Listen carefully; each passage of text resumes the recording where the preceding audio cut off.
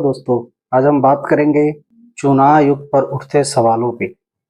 देश में पहली बार चुनाव 1952 में हुआ, तो उस समय लोगों के दिमाग में एक ही सवाल उठ रहे थे कि कैसे पूरे देश में एक साथ चुनाव संभव होंगे। उस समय देश में लगभग 17 करोड़ वोटर थे, जिसमें 15% ही लोग शिक्षित थे। उस समय ना तो हमारे देशवासियों के पास वोट देने का अनुभव था और न ही चुनाव आयोग के पास। पूरी दुनिया की निगाहें भारत पर टिकी हुई थी।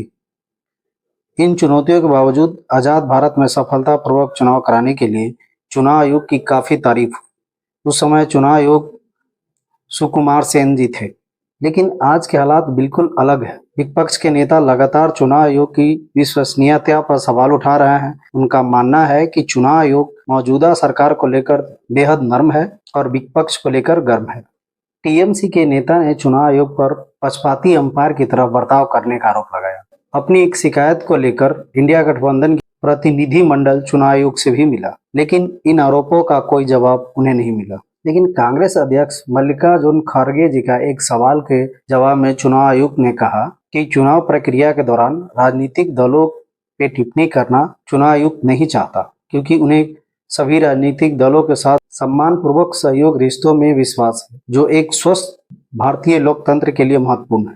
जर्मनी के एक विश्वविद्यालय के प्रोफेसर राहुल मुखर्जी ने विपक्षी नेताओं की नाराजगी पर सहमति जताई। उनका मानना है कि चुनाव आयोग को न सिर्फ निष्पक्ष होना चाहिए, बल्कि निष्पक्ष दिखना भी चाहिए। उनका मानना है कि प्रधानमंत्री जी के एक हेट स्पीच पे प्रधानमंत्री जी को नहीं, बल्कि बीजेपी अध्यक्ष जेपी नड्डा जी को इसका जवाबदेह बताया गया।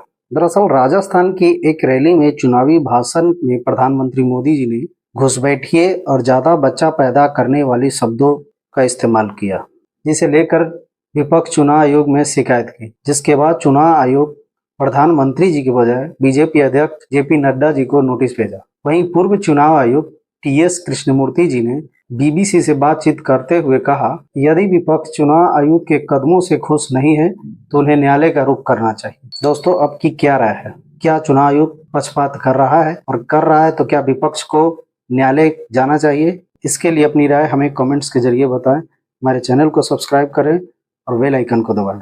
ज्यादा से ज्यादा वीडियो को